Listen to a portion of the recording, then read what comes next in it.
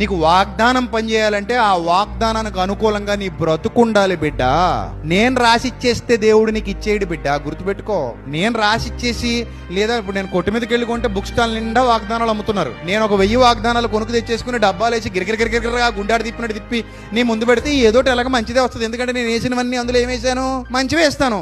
శాపాలు రాసేసాను అనుకో, శాపాలు కూడా వస్తాయి. కానీ నేను శాపాలు వేయను, ఎందుకంటే నువ్వు 2వ రోజు చర్చికి రావని నా భయం. అందుకని నేను అన్ని ఏమేస్తాను, అందులో నీకు నాకు అనుకూలంగానే వేస్తాను. నువ్వు అందులో తీసేసుకుని అబ్బాబా నాకు చూసావు అక్క ఎంతమంది వచ్చిందో, అక్క నీకు ఇలాంటిది వచ్చిందా, నీకేమొచ్చిందిరా తమ్ముడు, నాకు ఇది వచ్చింది తమ్ముడు, మీకు ఎన్ని వచ్చినా తమ్ముడు. అన్నయ్య ఒకటి గుర్తుపెట్టుకో అన్నయ్య తమ్ముడు, అదేంటంటే నువ్వు దేవునికి అనుకూలమైన బ్రతుకు బ్రతకకపోతే ఏ వాగ్దానం నీకు చెందదు, వర్తించదు.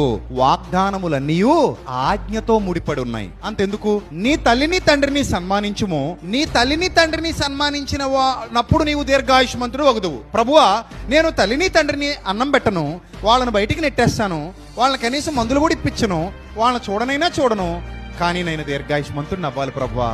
డిసెంబర్ 31కి వెళ్ళినప్పుడు వాగ్దానం తీస్తే నీవు దీర్ఘాయుష్మంతుడు ఒకదాని వచ్చింది ప్రభువా నాకు, కానీ ఇది నెరవేర్చు ప్రభువా.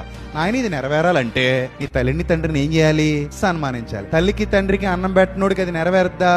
అందరికీ దీర్ఘాయుష్ కావాలి. ఈ రోజు చచ్చిపోతావంటే ఎవడో రెడీగా లేడు, అంతేనా?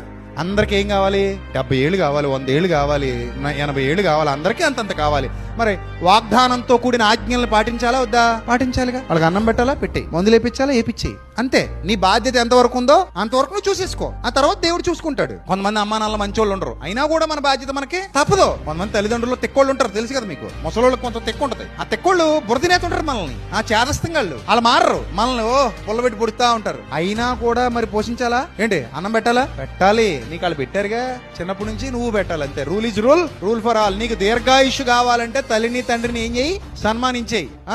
తప్పదు మనకి. అప్పుడు నువ్వు దీర్ఘాయుష్ కోసం దేవుని సన్నిధిలో అడగొచ్చు. ఏమని, ప్రభువా నీ ఆజ్ఞ నేను పాటించాను, మరి నా వాగ్దానం నాకు ఇచ్చేయి అని అడిగే అధికారం నీకు ఉంటది. ఇప్పుడు ఏమీ లేకుండా వెళ్ళి పెట్టిలో చెయ్యడి తీసేసుకుంటే వచ్చేద్దా? రాదు. నేను IAS అని బోర్డు తగిలించుకు తిరిగినట్టు ఉంటది, నేను MBBS అని బోర్డు తగిలించుకు తిరిగినట్టు ఉంటది. ఇంత సత్యం ఉంది బైబిల్ గ్రంథంలో. వాగ్దానం ఎప్పుడు